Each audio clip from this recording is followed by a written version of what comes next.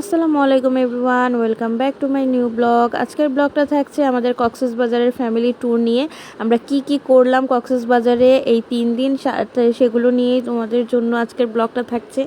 আমার এবার ব্লগ করতে অনেক বেশি আলসামি লাগছিল, যেহেতু ভাইয়ের বিয়ে ছিল, আরও বিভিন্ন কাজের অনেক প্রেশার যাচ্ছিল। তো টুকিটাকি যাই আমি নিয়েছি 3 দিনেরটা একসাথে করে তারপর আমি তোমাদের সাথে শেয়ার করছি। তো সেই দিন 24 তারিখ রাতে আমাদের 11টা বাজে কক্সবাজারের ট্রেন ছিল। তো আমরা সবাই রাত 9টা বাজে বের হয়ে আমরা কমলাপুর রেলওয়ে স্টেশনে চলে এসেছি। আর কক্সবাজারের এই ট্যুরটা আমার পাপা মানে আব্বু প্ল্যানিং করেছিল। আমার ভাইয়ের যখন বিয়ে ঠিক হচ্ছিল তখন পাপার প্ল্যানিং ছিল সে তার ফ্যামিলিকে নিয়ে কক্সবাজারের ট্যুর দিবে। আমার ভাই বউয়ের যে হানিমুনটা সেটা এটার পরে তারা যাবে। আমরা আগে ফ্যামিলি ট্যুর দিব, এটা পাপা আগে থেকেই ঠিক করে রেখেছিল। তো যেই কথা সেই কাজ, আমরা রিসেপশনের দিন রাতেই আমরা প্ল্যান করে ফেলি যে আমরা কক্সবাজার যাব। তো আমরা ফ্যামিলি ট্যুর দিব, এর পাশাপাশি আন্টিরা বলল তাহলে আমরাও যাব, যেহেতু আমাদের অনেক দিন ধরে যাওয়া হচ্ছে না। তো সবাই মিলে হঠাৎ করেই প্ল্যানিং হয়ে গেল কক্সবাজার আসার। তো রাতের ট্রেনে চলে এসেছি আমরা। রাতের ট্রেন আমাদের 1.5 ঘন্টা ডিলে ছিল, যার কারণে আমাদের সকালে পৌঁছাতে প্রায় 9টা বেজে গেছে। তো আমরা আমাদের আগে থেকে হোটেল বুক করা ছিল, তো আমরা রুমে এসে তারপর চেঞ্জ করে এখন আমরা বিচের উদ্দেশ্যে সবাই বের হয়ে গিয়েছি, আমরা বিচে যাব। আর সবাই এত বেশি টায়ার্ড ছিলাম, তারপরও সবাই আমরা বিচের জন্য রেডি হয়ে গেছি, কারণ রাতে সারা রাত জার্নি করে সকাল 9টা বাজে এসেই আর টাইমই ছিল না যে আমরা বাসায় বসে থাকি। তো আমরা এসে একটু ফ্রেশ হয়ে তারপর আমরা বিচের উদ্দেশ্যে চলে আসলাম। আমাদের হোটেল থেকে বিচ খুব বেশি দূরে ছিল না। তো আমরা এখানে এসে তারপর সবাই এখন বিচে নামবো। পানি দেখে মনে হচ্ছিল যে আমরা সবাই মিলে ঝাঁপ দিই, মানে এতটা আরাম লাগতেছিল আর এত বেশি গরম ছিল যে সবার সানটেন পড়ে গেছে অলরেডি আমাদের এই 2-3 দিনে। আর 3 দিনের ট্যুরের প্ল্যান ছিল, তো সবাই এত বেশি ক্লান্ত ছিল ওই দিন। তো আমরা নেমে এখানে রাফিয়া নানা নানুর সাথে কি পরিমাণ আনন্দ করতেছে, ও এত হ্যাপি ছিল, প্রথমবার আসছে। ওর মনে একটুও ভয় ছিল না যে ও সমুদ্রে নামতেছে। বাচ্চারা দেখা যায় দেখলে ভয় পায়, ও হাত ছেড়ে দৌড় দিচ্ছিল বারবার ওই দিকে। আর এদিকে আমরা সবাই দাঁড়িয়েছিলাম যে আমরা এখন পানিতে নামবো। তো পানিতে নেমে গোসল টোসল করে তারপর রাতে আমরা সি ফুড খাবো, আমাদের ইচ্ছা ছিল। তো এখানে পাপা হলো লবস্টার, তারপর কাঁকড়া আর কোরাল মাছ নিয়েছিল। আমরা সি ফুড খেয়ে আমরা রুমে এসে এখানে 2জন মিলে ইচ্ছা মতো দুষ্টামি করতেছে, হাসাহাসি করতেছিলাম আমরা অনেক। আমরা আবার বিচে যাব, কিন্তু এখানে আমরা একটু জাস্ট রেস্ট নিচ্ছিলাম আর মজা করতেছিলাম সবাই হোটেলে বসে বসে। তো এরপরে রাতে একটু বিচে ঘোরাঘুরি করে আমরা ঘুমিয়ে পড়ি, কারণ পরের দিনের আমাদের প্ল্যানিং ছিল আমরা টেকনাফ পর্যন্ত যাব খোলা জিপে। আর যতগুলো স্পট মানে যতগুলো জায়গা ভিজিট করার আছে সব আমরা ভিজিট করব। সারাদিনের ট্যুর ছিল। তো সকাল সকাল উঠে আমরা রেডি হয়ে যাই। আমরা খোলা একটা জিপ নিয়েছিলাম সবার জন্য, কিন্তু এদিন শুধু 4জন মিসিং ছিল, উর্মি আন্টি, রাফিয়া আর হলো আমার নানা নানু। তারা একটু মানে জার্নি করে সিক হয়ে গেছিলো। তো উর্মি আন্টি চাচ্ছিল না যে রাফিয়াকে নিয়ে এত দূর জার্নি করতে, আর অনেক রোদ ছিল সেদিন।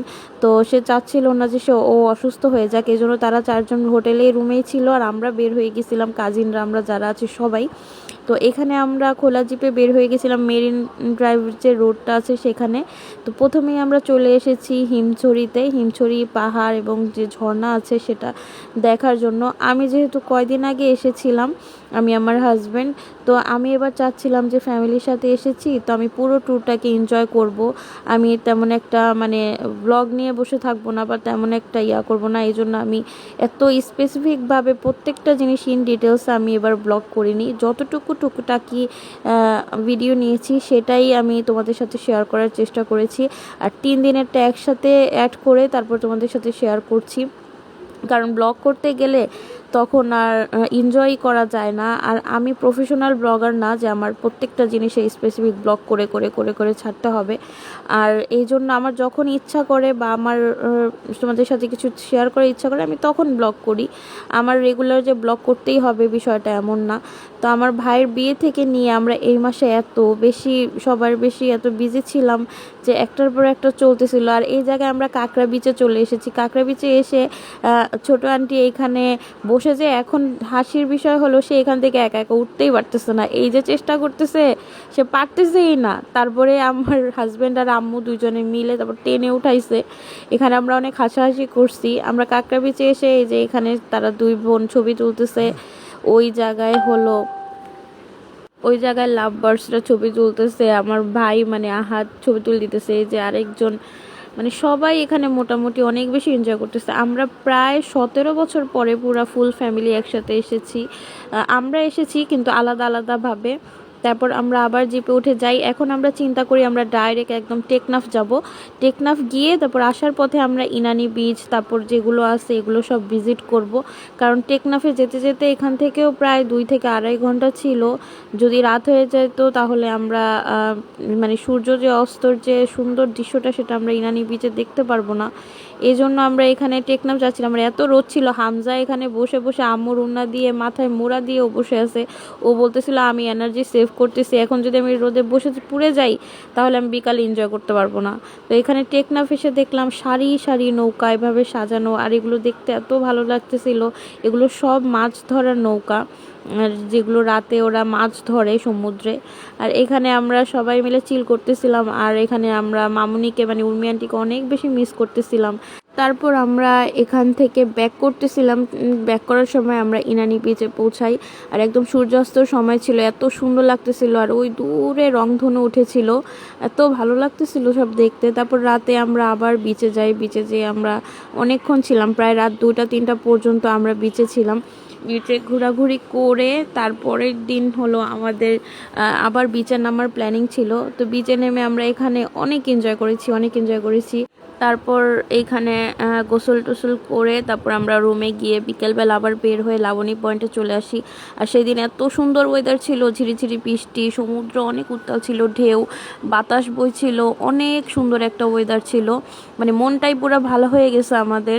তারপর রাতে আমরা কনসার্ট দেখতে গিয়েছিলাম। পরের দিন সকাল 12:30 আমাদের ব্যাক করেছি আমরা, 12:30 আমাদের ট্রেন ছিল। তো এই ছিল আমাদের ফ্যামিলি ট্যুর। সবাই অনেক এনজয় করেছে। আল্লাহ হাফেজ।